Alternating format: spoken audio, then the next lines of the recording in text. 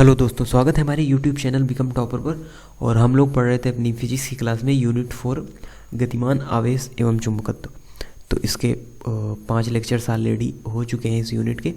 और आज हम पढ़ेंगे इस यूनिट का लास्ट लेक्चर, जो कि है धारावाही लूप पर बलयुग्म का आघूर्ण, चल कुंडली धारामापी और परिक्रमणकारी इलेक्ट्रॉन का चुंबकीय द्विध्रुव आघूर्ण। तो इन टॉपिक से विषय में आज हम डिटेल में डिस्कस करेंगे। तो चलिए स्टार्ट करते हैं।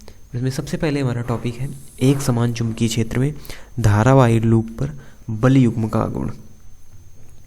तो इसमें क्या होता है, सबसे पहले हमको एक आयताकार लूप मानना है PQRS। एक आयताकार लूप हमने मान लिया PQRS। और इसमें क्या है, एक समान वाले चुंबकीय क्षेत्र बी वेक्टर में इस लूप को लटकाया गया है। और लूप की लंबाई क्या है, PQ बराबर RS, ये है यहाँ पर L, और चौड़ाई है B, ये यहाँ पर डिनोट है। अब क्या है, लूप में जब धारा हम I प्रवाहित करते हैं, तो किसी चुंबकीय क्षेत्र में धारावाही चालक बल का अनुभव करता है। यानी इस जो ये लूप बना हुआ है, इसमें एक बल का अनुभव होता है और उसी बल को हमको निकालना है। तो बल की सहायता से हमको बलयुग्म का आघूर्ण निकालना है। तो अब क्या होगा, इन पर लगने वाले जो बल हैं, यानी F1 बराबर F2 बराबर IBL होगा। यहाँ पर जो अब यहाँ पर जो ये F3 F4 है, ये फिगर में जो F3 व F4 है, तो ये क्या है, F3 और F4 परस्पर बराबर व विपरीत हैं और एक ही क्रिया रेखा में।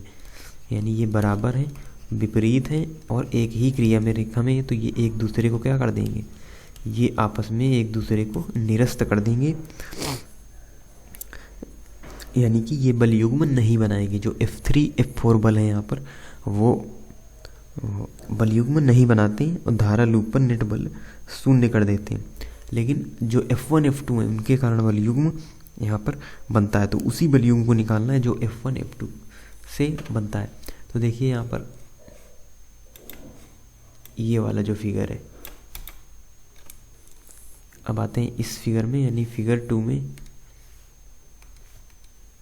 तो ये B नंबर जो फिगर है, इसमें हमने क्या लिया, इसमें हमने लिया सिर्फ F1 और F2। F3 F4 का काम खत्म हो गया, क्योंकि वहाँ पर ये परस्पर बराबर और विपरीत है, तो एक दूसरे को निरस्त कर देते हैं।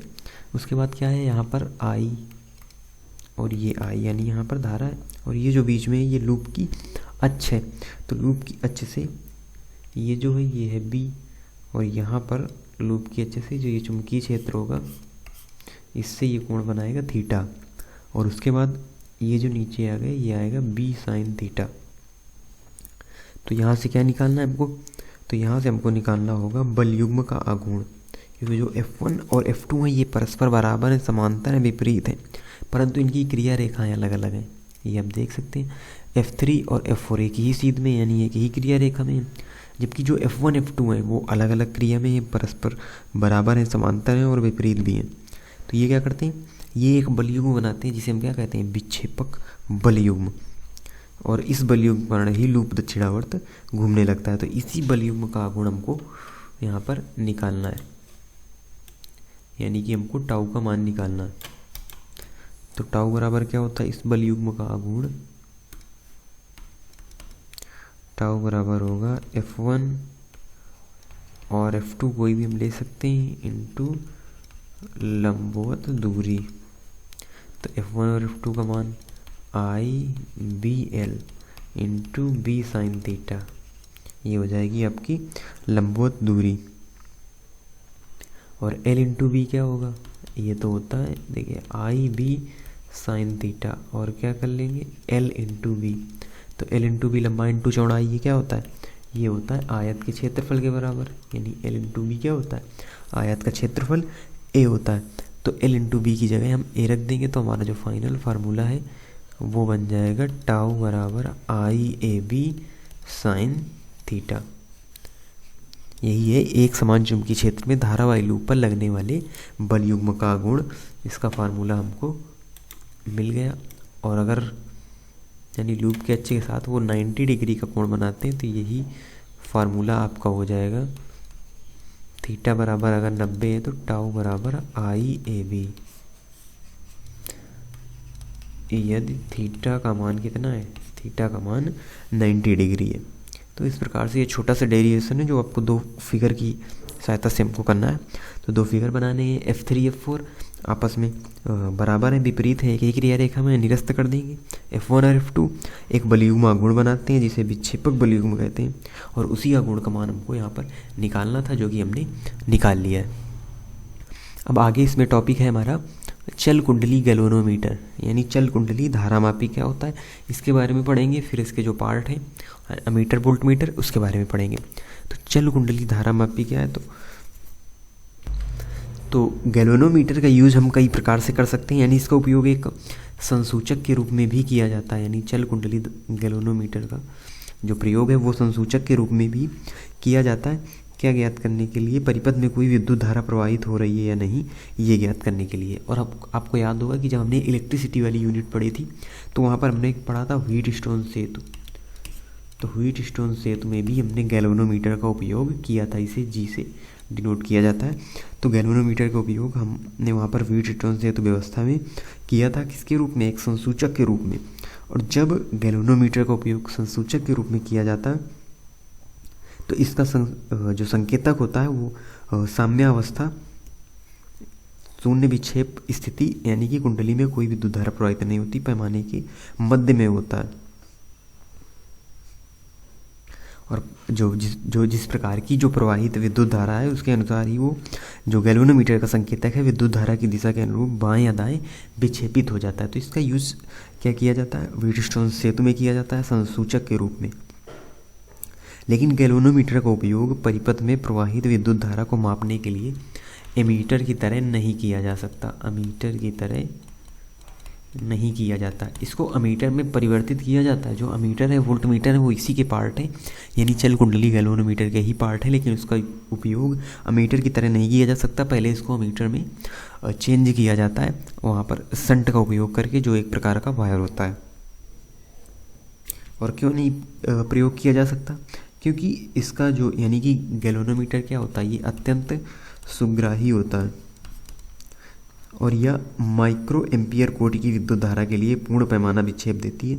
विद्युत धारा को मापने के लिए गैल्वेनोमीटर को परिपथ में श्रेणी क्रम में जोड़ना होता है, क्योंकि इसका जो रेजिस्टेंस है वो क्या होता है, रेजिस्टेंस होता है मैक्सिमम, यानी अधिक होता है। तो परिपथ में प्रवाहित होने वाली विद्युत धारा के मान को परिवर्तित कर देता है, क्योंकि जितना ही प्रतिरोध का मान अधिक होगा तो वहाँ पर विद्युत धारा उस परिपथ में उतनी ही कम होगी, यानी उसका मान बदल जाएगा।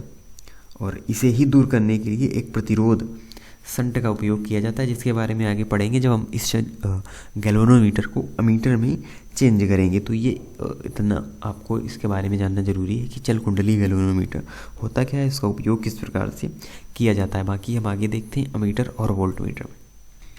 तो आगे हमारा टॉपिक आता है अमीटर। तो अमीटर क्या होता है, अमीटर वह यंत्र है जो विद्युत परिपथ में धारा की प्रबलता को मापता है कि कितनी धारा इस परिपथ में आ रही है। तो अमीटर क्या होता है, धारा की विद्युत परिपथ में धारा की प्रबलता एम्पियर में मापता है, एम्पियर में। और अगर मिली एम्पियर की कोटि की धारा नापना है तो उस यंत्र को मिली एमीटर कहते हैं। तो ये देखिए अमीटर का एक फिगर है जो कि हम अपनी डेली लाइफ में भी यूज करते हैं, लेकिन इसका जो ये तो एक्चुअल इमेज है इसकी, और जो हमारी बुक में इमेज है उसके बारे में हम आगे डिस्कस करेंगे। तो ये होता है मीटर, इसका काम होता है धारा की प्रबलता को मापना, और इसमें ये साइन बना होता है ए, जिसका मतलब होता है एमीटर, यानी कि धारा को मापने के लिए। और ये जो अमीटर होता है ये धारा मापी ही होता है। अमीटर जो होता है ये धारा मापी ही होता है, जिसे परिपथ के श्रेणी क्रम में लगाया जाता है। इस अमीटर को परिपथ के श्रेणी क्रम में लगाया जाता है ताकि जो संपूर्ण धारा है वो इसमें से ही होकर जाए, और अमीटर में उत्पन्न विक्षेप अमीटर से होकर जाने वाली धारा की ही माप देगा। लेकिन इसमें होता क्या है कि जो अमीटर होता है, तो अमीटर की अपनी कुंडली का भी तो कुछ प्रतिरोध होगा। अब अमीटर है, कोई भी कुंडली है, उसका अपना प्रतिरोध तो होता ही है। तो जो अमीटर है इसकी कुंडली का अपना भी कुछ प्रतिरोध होगा। तो इसे परिपथ के श्रेणी क्रम में जोड़ते हैं तो परिपथ का जो प्रतिरोध है वो यहाँ पर बढ़ जाता है और परिपथ में धारा घट जाती है। आर यहाँ पर इंक्रीज हो जाता है तो धारा परिपथ में घट जाती है। तो क्या होता है, हम इससे धारा ही नाप रहे हैं और धारा का ही मान अगर कम हो गया, चेंज हो गया, तो फिर हमारा अमीटर से मापने का क्या फ़ायदा हुआ। इसीलिए क्या किया जाता है कि अमीटर का अपना प्रतिरोध जितना हो सके कम होना चाहिए, यानी इसका जो प्रतिरोध है कम होना चाहिए। जितना प्रतिरोध अमीटर का कम होगा वो उतनी ही अच्छी क्वालिटी का अमीटर होगा, क्योंकि इसमें परिपथ में जो धारा है उसका मान न बदले, इतना हमको कम प्रतिरोध का अमीटर लेना है। क्योंकि अगर इसकी कुंडली का भी प्रतिरोध होगा और ऑलरेडी परिपथ में प्रतिरोध है तो फिर प्रतिरोध का मान ज़्यादा हो जाएगा और धारा वहाँ पर कम हो जाएगी। तो हम ये कह सकते हैं कि इस त्रुटि को पूर्ण करने के लिए जो प्रतिरोध है उसका मान क्या होना चाहिए, उसका मान होना चाहिए 0। तो इससे हमको ये पता चलता है कि एक आदर्श अमीटर का, ये वन लाइनर क्वेश्चन है जो अक्सर पूछ लिया जाता है कि आदर्श अमीटर का प्रतिरोध 0 होना चाहिए। तो आदर्श अमीटर का प्रतिरोध कितना होना चाहिए, 0 होना चाहिए। लेकिन क्या होता है कि 0 प्रतिरोध का अमीटर प्राप्त नहीं किया जा सकता। 0 यानी कि 0 प्रतिरोध का जो अमीटर है वो प्राप्त नहीं किया जा सकता, क्योंकि अगर कोई भी हम अमीटर लेंगे तो कुछ न कुछ उसकी कुंडली का प्रतिरोध अवश्य होगा। तो इसीलिए 0 प्रतिरोध का अमीटर संभव नहीं है। इसीलिए हम जो भी अमीटर लेंगे उसका प्रतिरोध क्या होना चाहिए, अन्य प्रतिरोधों की तुलना में बहुत कम होना चाहिए। यानी हम यहाँ पर ये कह सकते हैं कि जो RA होना चाहिए, यानी अमीटर का प्रतिरोध वो वेरी लेस देन होना चाहिए R1 + R2। अगर R1 R2 क्या है, परिपथ में लगे हुए प्रतिरोध है, और RA क्या है, अमीटर का प्रतिरोध है। तो अमीटर का जो प्रतिरोध है वो बहुत कम होना चाहिए उन दोनों प्रतिरोधों की तुलना में, तभी ये एक अच्छा अमीटर होगा और इससे हम धारा को अच्छी तरीके से माप सकेंगे। तो ये होता है अमीटर का पूरा प्रोसेस। तो अब देखते हैं आगे हमको देखना है कि किस प्रकार से इस धारा मापी को मीटर में चेंज किया जाता है। तो जो गैल्वेनोमीटर है उसी का यूज हम किसके रूप में करते हैं, अमीटर के रूप में। तो ये देखिए, ये इस प्रकार से हमको फिगर बनाना है, ये धारा है और ये इसमें लगी हुई गैल्वेनोमीटर। हम क्या करें कि ये एक अमीटर के रूप में काम करे। तो इसको अमीटर के रूप में प्रयुक्त करने के लिए हम इसकी कुंडली के समांतर एक छोटा प्रतिरोध यहाँ पर लगा देते हैं समांतर क्रम में। तो धारा मापी को मीटर में चेंज करने के लिए समांतर क्रम में एक छोटा प्रतिरोध हमको लगाना होता है। ये हमने लगा दिया, जिसको हम कहते हैं S से डिनोट करते हैं और जिसे कहते हैं संट। यानी संट का यूज ही हम यहाँ पर करते हैं कुंडली के समांतर क्रम में, और ये होता है छोटा प्रतिरोध।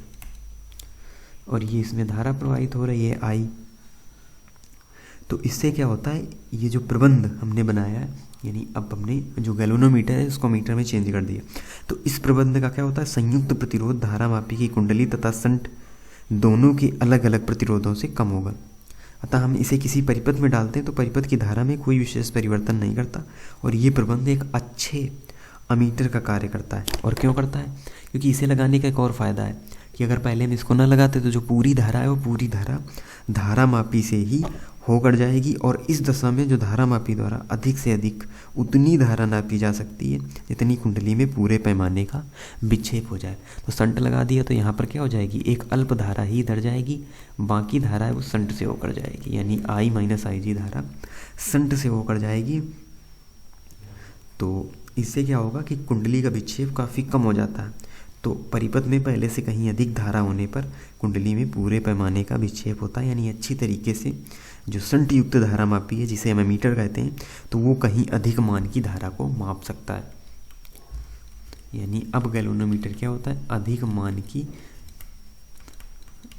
धारा को माप सकता है। और पीछे हमने क्या पढ़ा था, ये गैल्वेनोमीटर को हम एमीटर के रूप में यूज नहीं कर सकते, और अगर हमको यूज करना है तो हमको इसके समांतर क्रम में एक छोटा प्रतिरोध लगाना होगा जिसे हमने यहाँ पर संट कहा है। तो इसका यूज करके हम यहाँ पर किसी भी धारा मापी को एमीटर के रूप में यूज कर सकते हैं। अब क्या है, तो अब इसके लिए इसका फार्मूला भी हम निकालेंगे। तो IG × G यानी गैल्वेनोमीटर में धारा, और बची हुई धारा × S यानी संट में धारा। तो यहाँ से आ जाएगा मान IG/I बराबर S/S+G। ये हो गया। तो अब यहाँ पर फाइनल फार्मूला क्या बनेगा, तो इसको न्यूमेरिकल में यूज करने के लिए इसका जो फाइनल फार्मूला होगा वो होगा S बराबर IG/I-G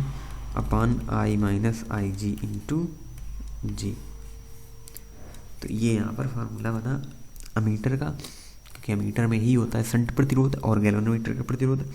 IG धारा मापी में जाने वाली धारा है और I-IG शंट में जाने वाली धारा है। तो इस प्रकार से अमीटर हमारा टोटली कंप्लीट होता है। अब आगे देखते हैं वोल्ट मीटर के बारे में। तो वोल्ट मीटर देखिए इस प्रकार से फिगर होता है, इसमें यहाँ पर V बना होता है और इसका भी यूज़ हम करते हैं अपनी डेली लाइफ में, क्योंकि इसका उपयोग किया जाता है। वोल्ट मीटर वह यंत्र है जो कि वैद्युत परिपथ में किन्हीं दो बिंदुओं के बीच विभवांतर मापता है। यानी जो वोल्ट मीटर है वो विभवांतर मापता है किसमें, वोल्ट में। मीटर क्या था, धारा नापता था एम्पियर में। और मिली वोल्ट यानी कि अगर हमको मिली वोल्ट की कोटि का विभवांतर नापना है तो फिर मिली वोल्ट मीटर का ही यूज हम करेंगे। अब क्या है, ये उससे जस्ट विपरीत होता है, यानी मीटर के जस्ट विपरीत वोल्ट मीटर होता है। तो वोल्ट मीटर भी एक धारा मापी ही है। हमने आपको बताया था कि धारा मापी के ही ये पार्ट है। तो वोल्ट मीटर भी एक धारा मापी है और इसे परिपथ में दो बिंदुओं के बीच समांतर क्रम में लगाते हैं। और मीटर को क्या था, मीटर को श्रेणी क्रम में लगा रहे थे, इसको समांतर क्रम में लगाते हैं उन दो बिंदुओं के बीच जिनके बीच विभवांतर नापना है। कुछ धारा वोल्ट मीटर की कुंडली से भी होकर जाएगी और इसको सिरों के बीच वही विभवांतर उत्पन्न हो जाएगा जो उन बिंदुओं के बीच है। तो इससे क्या होगा, जो वोल्ट मीटर का कुंडली का कुछ यहाँ पर भी वही सेम प्रोसेस फॉलो होता है कि जो हम वोल्ट मीटर लगाएंगे तो उसकी कुंडली का भी तो कुछ प्रतिरोध होगा और कुंडली का भी प्रतिरोध होगा। तो इसे दो बिंदुओं के समांतर क्रम में जोड़ने पर उन बिंदुओं के बीच विभवांतर का मान ही बदल देता है, यानी उसका भी कुछ अपना प्रतिरोध होगा। तो जो विभव का मान है वो एग्जैक्ट हमको नहीं मिलेगा, मान बदला हुआ यहाँ पर हमको मिल जाएगा। तो इसे दूर करने के लिए क्या करते हैं, तो यहाँ पर क्या है, जो प्रतिरोध का मान है यहाँ पर क्या होना चाहिए, यहाँ पर होना चाहिए अनंत, यानी RV का मान क्या होना चाहिए, अनंत होना चाहिए। तो हम यहाँ पर कह सकते हैं उसी प्रकार से वन लाइनर यहाँ पर भी आएगा, जैसा हमने मीटर में पढ़ा था कि आदर्श वोल्ट मीटर का प्रतिरोध यानी अपना प्रतिरोध क्या होना चाहिए, अनंत होना चाहिए, जबकि आदर्श मीटर का प्रतिरोध 0 होना चाहिए। लेकिन इसमें भी वही केस है कि अनंत प्रतिरोध का वोल्ट मीटर प्राप्त नहीं किया जा सकता है। तो हम इसमें हम ये ध्यान रखेंगे, जो अच्छे वोल्ट मीटर का अपना प्रतिरोध है वो प्रतिरोध की तुलना में बहुत अधिक होना चाहिए, जिससे सिरों के बीच विभवांतर नापा जा रहा है। यानी यहाँ पर अपोजिट केस है, RV का मान वेरी वेरी ग्रेटर देन होना चाहिए R2 क्या है, परिपथ में लगा हुआ प्रतिरोध है, और RV क्या है, वोल्ट मीटर का प्रतिरोध है। तो इसलिए यहाँ पर आपको ध्यान रखना है कि वोल्ट मीटर में प्रतिरोध का मान अनंत होना चाहिए और अन्य प्रतिरोधों से बहुत ही ज़्यादा होना चाहिए।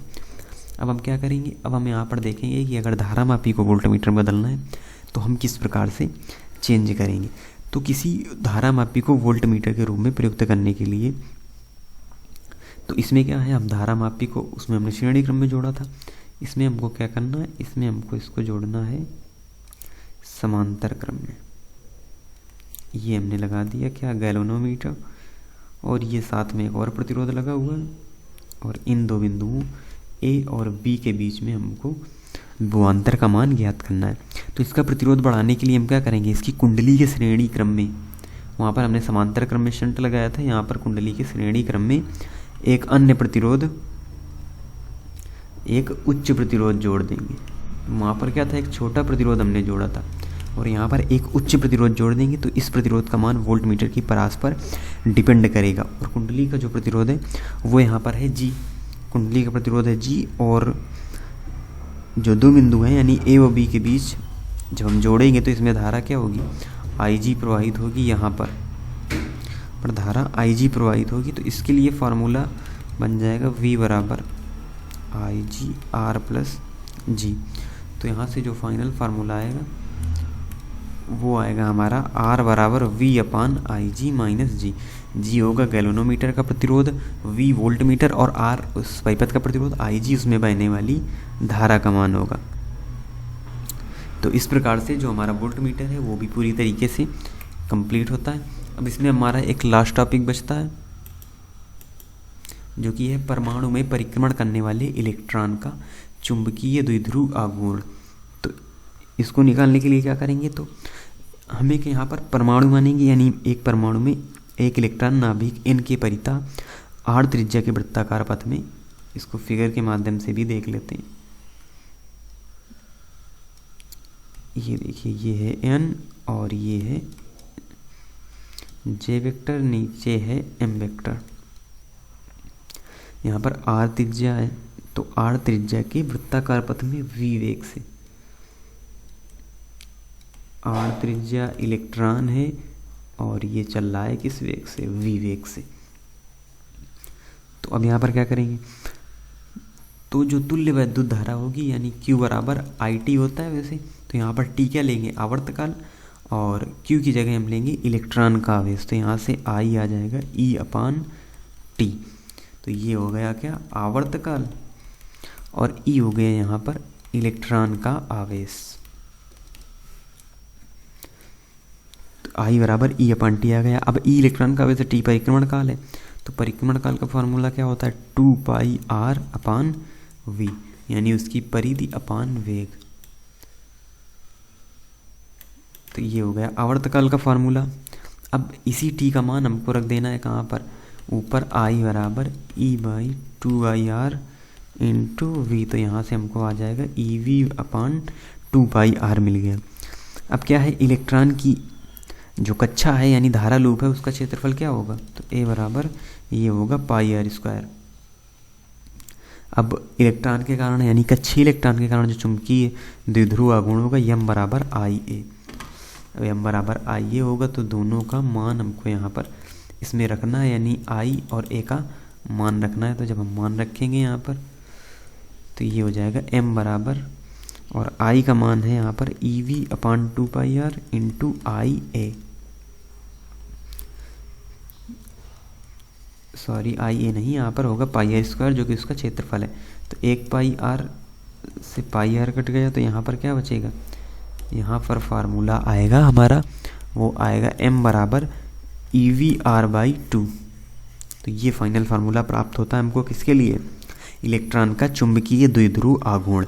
अब इसके आगे भी अगर हमको फार्मूला निकालना है तो हम यहाँ से कक्षीय संवेग का भी फार्मूला निकाल सकते हैं, यानी कक्षीय कोणीय वेग का भी फार्मूला निकाल सकते हैं। तो इसके लिए क्या करना है, इसके लिए करना है J बराबर I ओमेगा।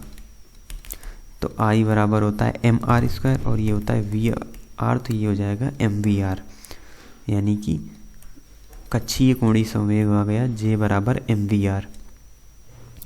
अब क्या करना है कि हमको दोनों का इसका वेक्टर फॉर्म निकालने के लिए, हमको दोनों का भाग देना होगा। यानी इसे हम मान लेते हैं क्या, समीकरण नंबर 1 और इसे समीकरण नंबर 2। तो हमको क्या करना है, समीकरण 1 में समीकरण 2 से भाग देना है। तो चलिए भाग दे लेते हैं m/j के रूप में। तो भाग देंगे तो ये हो जाएगा m/j बराबर EVr/2/mvr। तो ये आ जाएगा E/2m, और इसको जब हम वेक्टर फॉर्म में लिख देंगे तो ये बनेगा m वेक्टर बराबर -E/2m इंटू j वेक्टर, उधर चला जाएगा। तो ये हमको फाइनल फार्मूला मिल गया, m वेक्टर बराबर -E/2m इंटू j वेक्टर। और यही है इस ऋण चिन्ह का, जो ये ऋण चिन्ह आया है यहाँ पर, इसका क्या मीनिंग है, तो इस ऋण चिन्ह का ये मतलब है कि जो m वेक्टर की दिशा है वो j वेक्टर की दिशा के विपरीत है।